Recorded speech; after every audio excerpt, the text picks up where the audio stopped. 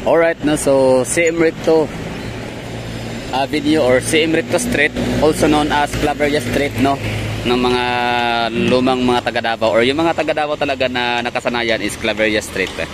So shout out to sa inyo, lalo kay shout out natin si Sir Michael Juanisa, no, Lacures. Tama ba yung pagkabigas ko na pidin niyo, sir? So shout out to kung kumusta na ho kayo, sana you're doing okay, no. Hope you're doing good, no? Kung saan man ho kayo, hindi na kita napapansin nagko-comment sa ating mga vlog dito sa somewhere, no? Mapadabaw, Luzon or Visayas man. So sana okay lang ho kayo. Sana kung andyan pa rin kayo sa Cavite, sana okay pa rin kayo dyan, no? Sana walang problema. So hope you're doing good. Kahit di kayo nanonood sa akin, okay lang, basta malaman ko lang na okay kayo. Please, kung nanonood ka nito, let me know. Okay, so balik tayo sa vlog. So ito na nga, content natin for today is itong CM Recto Street ng Davao City, kung saan pangalawang phase to, no, na headwires no more or walang gawad ng kuryenteng makikita kasi naka-underground cabling system na siya. Tapos mula dito sa CM Recto naman ay pupunta tayo dito sa ilalim ng Imperial Hotel. Tapos sa likod niyan is doon niya Segunda Complex. Pagkatapos ang likod niyan ay Sibanggoy. At pupunta tayo sa library, no, Davao City Library. Sana bukas pa. Ayan, bukas pa naman kasi alauna 53 para ng hapon. Okay, bakit ko sinat out si Sir Michael Juanisa Lacures or basta Sir Michael? Kasi alam niyo mahagala, siya po ay parang nasa I don't know kung siya ay dual citizen na siya, no, senior citizen and Filipino citizenship. Pero marami kasi siyang memories, marami siyang mga masasabi, no, tungkol sa CM Recto. Ang dami niyang mga nababanggit na mga establishments in the mga schools, establishments, canteen, restaurants, mga theater dito sa Davao, kung saan talagang kinalakhan niya nung siya nag-aaral pa daw sa Chongwa. May Chongwa pa dito sa Davao. Saan nga banda yung Chongwa? Kung existing pa man siya ngayon, saan banda? Kung wala na, so let me know, no, mahagala kung saan ba yung Chongwa School dito sa Davao. Kasi ang Chongwa Hospital yan sa Cebu. Okay, so shout out to ulit kay Sir Michael. So yun na nga, wala akong ibang wish kundi sana okay lang ho kayo. Kahit hindi kayo nanonood lagi na dito, since busy siguro kayo sa trabaho o meron kayong mga pinagkakaabalahan sa buhay, so just let me know if you're doing okay. So happy kadayawan sa atin lahat. At shout out na natin si Sir Ismael and kanyang asawa na si Ma'am Juanita, Ma'am Nits, no. So shout out to sa inyo dyan. Jackie Shopper, shout out to sa inyo. At itong video na to maaaring makakarinig ho kayo. Pwedeng si sino ba yun? Aniki Japan Family, no? Waro Wadab, shout out to Emeline Binolera, long time no see. Shout out to sa inyo. Siyempre isa to sa mga lumang mga lugar dito sa Davao na bina-vlog ko lagi. Tapos yun, maganda, no? Marami tayong mga napag-usap mga topic. So yun na nga, no, bali iba-vlog ko lang yung lugar. Ito nga, CM Recto. Kasi dati, hindi pa to yan eh. Hindi ko na alam, nakalimutan ko na kung ano nga ba meron dito sa Avila Towers. Kung ano nga ba ang nakatayo dito dati, basta libot ko na eh. Ganun talaga kababa ng nung aking memory, ng ating brain cells, no, ng aking memory storage ng ating utak. Napakababa. Kaya nga, pasalamat ako na na-invento itong mga microchip, no, itong mga maliit mga SD card ba na kahit paano makapag-store tayo ng mga memories. At pasalamat na rin tayo maliban sa memory card na up to 1 terabyte. Meron na rin tayong YouTube, Facebook o kahit napakadaming mga platform kung saan natin pwedeng i-store yung ating mga memories and experiences. So yun, bali shoutout ho sa inyo lahat. Kung may mga hindi man ako na shoutout, so pasensya na. So siguro sa susunod na ng mga video, pero hindi ko naman talaga ugaling mga shoutout, no. Talagang yung mga tao lang na sinato kanina is sila ho yung talaga yung parang nawalay na sa Davao for the longest time, like mga 10 years, 20 years, 30 years na doon na talaga naninirahan sa Luzon, doon na talaga naninirahan sa ibang bansa, no. Doon na nagkapamilya. At yun, ang kanilang gagawin na lang is magbabalik tanaw na lang sa pamamagitan natin mga vlog, no. So maraming salamat talaga sa inventor nitong founder or creator nitong YouTube, dahil nga sa kanila nagkaroon tayo ng platform, nagkaroon tayo ng parang portal, no, para magbalik sa dating nakaraan, di ba? Although hindi man talaga it never be the same man siya nung makita natin siya like 10 years ago, 20 years ago, 30 years ago, pero at least makita na natin yung lugar at yung pangalan ay marinig natin, parang manunumbalik, no? Down the memory lane, di ba? So yun, si Emric to. So hindi ko nga alam kung ano, nakalimutan ko na kung ano meron dito sa Avida Tower na nakatayo dito dati. I don't know, no? I still, kumbaga I forgot na. Pero ito, naalala ko pa to dito. Meron pa tong daanan dyan pa, ano, shortcut papuntang tawag na ito, Padre Gomez. Tapos may simbahan dyan sa likod, no, na parang International Methodist whatsoever. Tapos Speed School, no, di ba? May school dyan, Speed.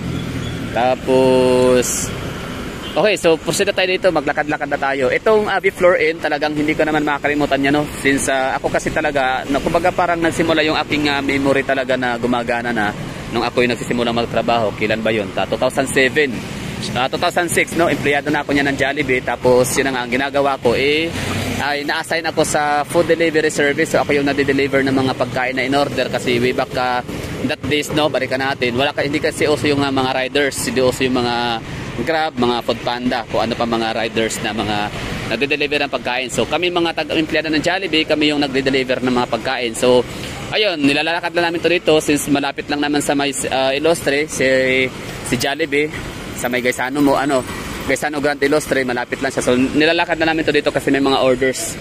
Yan, Avi Floor Inn, tapos itong Imperial Hotel, tapos yung Aldivinco. So isa yan sa mga dinideliveran ko ng mga burgers at mga peach mango pie, choco pie, at kung ano pa mga pie, mga gano'n, no, mga dinideliveran ko nung araw. Kaya hanggang ngayon andito pa rin to, existing pa rin to si Avi Floor Inn, kahit pa faded na yung kanyang karatula, yung kanyang, yung kanyang paskin, hindi na makita, hindi na mababasa. Pero ayan, ito para isa pala, andyan pala malaki. I don't know kung umiilaw siya paggabi. Tapos ito naman siyang lugar na tong kinagawan ngayon ng Pick Lane. Yan, parang parte pa rin siya ng ng Aldivinco. Tapos sa likod niyan, vacant lot talaga. Naalala ko pa dati, dyan nagyoyosi ang mga tao, dyan umiihi, nagsisigarilyo. Tapos merong kasi bawal na yan dati pa 2007, 2006 bawal na talaga magyosi sa Davao, sa pagkakaalala ko. Tapos ang may bilyaran sa likod niyan, basta bakante, marami itong mga vacant lot. Tapos ito naman tong lugar na to na St. Teres, basta ito, St. Teres of Laisyo Residence Hall Ladies Dormitory. Basta ito itong commercial area na to, pabago-bago, no, minsan nawawala, minsan iba-iba yung mga magiging pangalan ng tenant. Yan, Avon, wow, pinaganda ang Avon, no. Akala ko tuluyan silang mawawala, maglilipat ng establishment, pero kasi parang hinahayaan lang nila na kinakalawang, di ba? So ngayon okay na, back to sila, parang renovated na sila, mas pinaganda lalo si Avon.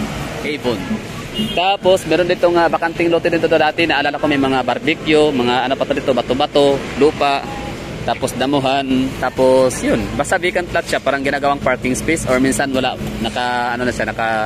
nakabakod siya ng yero. So ngayon ito na siya, the shops you missed are back. So maaaring nagbalik na siya, renovated lang. Okay, so ngayon ang gagawin natin is susuungin natin tong ilalim nitong Imperial Hotel. So shout out kay Michael, sa Sir Michael, kasi nagsabi na ito palang Imperial Hotel is napakaluma na ito, like mga 1960s, 50s, 1970s. Grabe, no, tagal na pala, 1980s. So yun na nga, kumbaga glad to know, happy to know, di ba? Nice to know, sabi niya, no? Nice to know, happy to know, glad to know na hindi talaga giniba itong si Imperial Hotel. Yan, so Davao Imperial Dormitel. So hanggang ngayon andyan pa rin daw siya, no, existing. So subukan kaya natin puntahan to ngayon, no. Davao Imperial Dormitel single 550, 800 ang double, executive naman is 900. Monthly rate naman is 6,000 to 9,000. Okay, puntahan nga natin.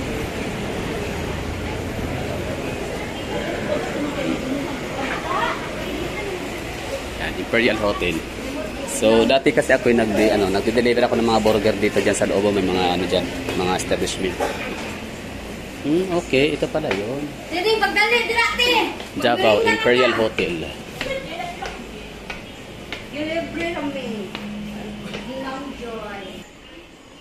So yun, ang galing lang kasi sobrang tagal ko na to sa Davao. First time ko makaakyat dito sa lugar na pala to, hotel siya.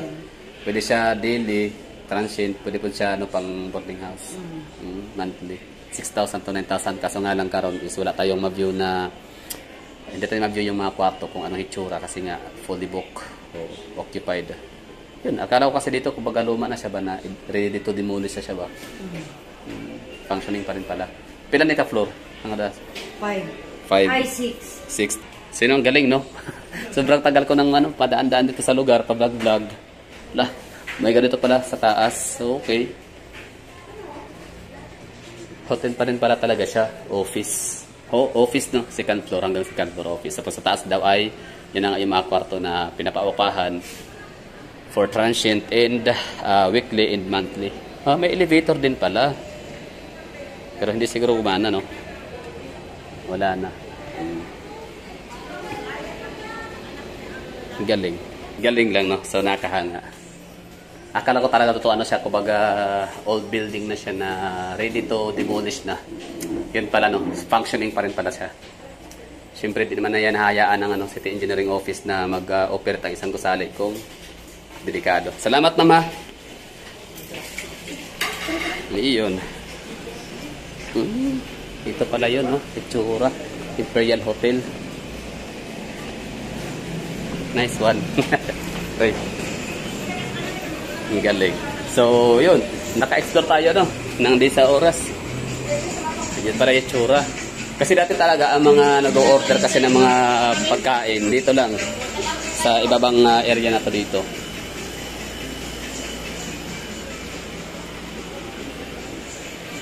Ang galing. Kasi ito na yung Doña Segunda Complex.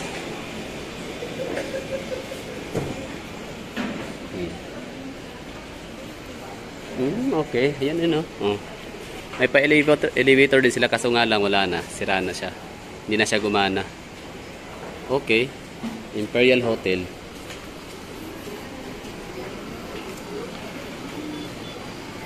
So yun, ako lang din naman ay pupunta kasi sa ano, sa City Library. At napapadaan ako dito. Nakita ko siya na parang interesting to na lugar na i-vlog, i-topic. So, kayo, ano nga bang maalala nyo dito sa lugar? Anong mga experience dito? May hagdanan, akyatin natin. Parang may eskwelahan din dito. Naalala ko dati, may mga estudyante din. Baka tambayers lang, no? Okay. DJ Diaz Realty. Doña Segunda Complex. Okay.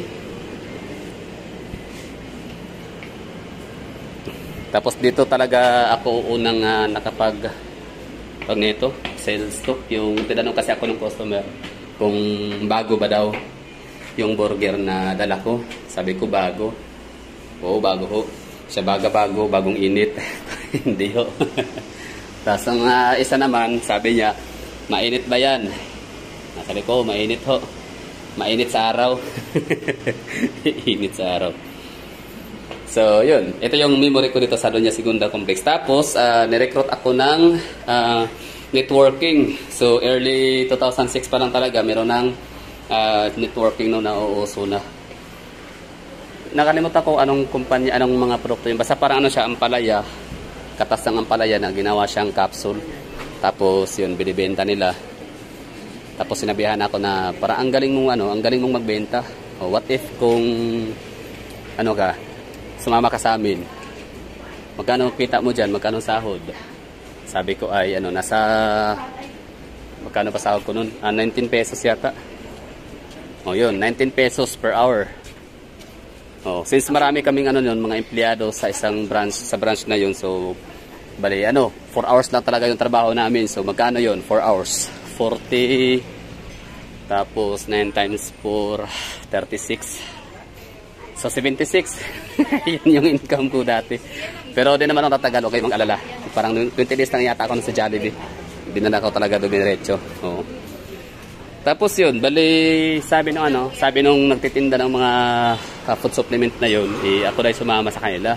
Kasi nga daw, mas yayaman daw ako doon kasi networking. Sila nga daw na mga nurse. Sila nga daw na dating OFW, nagtatrabaho sa kung saan ba yung bansa na sinabi niya. Na doon siya natatrabaho as nurse.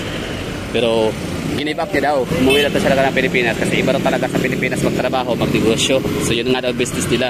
At yumaman daw sila lalo. So gusto lang akong matulungang yumaman. Tapos magkano yun? Parang 1,999. Nakalimutan ko na kung magkano yung hinihinging ano. Parang entrance fee or parang membership fee para makakuha ng products at magiging membro na nila. Ay kaso nga lang, wala akong pera nung time na yun, kaya wala, hindi rin natuloy. Oh, tsaka di ko na alam kung asan sila ngayon. Baka lumipat or ano ba. So yun, ito na yun, mahagala yung ano, yung Doña Segunda Complex na nilibot lang natin. Tinor ko lang ko kayo dito. Imperial Hotel, CM Recto, Avida Tower, Avi Floor Inn, Imperial Hotel, Doña Segunda Complex. So kayo, anong memories, no, ang naalala nyo dito kapag masabi natin itong CM Recto, Doña Segunda Complex, Imperial Hotel, Sibanggoy, Kapitan Tomas Monteverde Central Elementary School, diba? Anong inyong mga alala? O syempre baka sabihin nyo naman na walang sidewalk dito. Meron syempre yan. Dito tayo dadaan sa sidewalk, o diba? Sidewalk baka mo, meron tayo dito sidewalk ha. May iba kasi dyan nag-aabang-abang lang na mayroong maipintas. Chocolate by Lin Food. Ito yung likod ng ano, Imperial Hotel. Diba? Safe tayo dito. Itong mga nakaparada, hindi naman talaga sa obstruction kasi I don't know kung sinisingil ka. May bayad yan eh, 20, pagkakalang ko 20, 30 per hour. Tapos, so kaya pagkaparada, hindi naman talaga pa cross, no?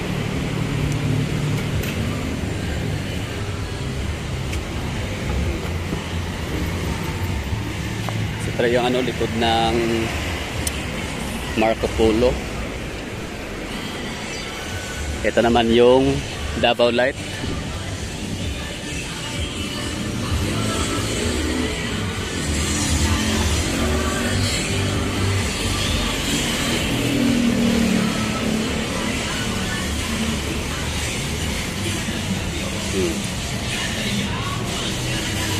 Ano pala, PLDT Smart. Ito pala yung ano, Davao Light.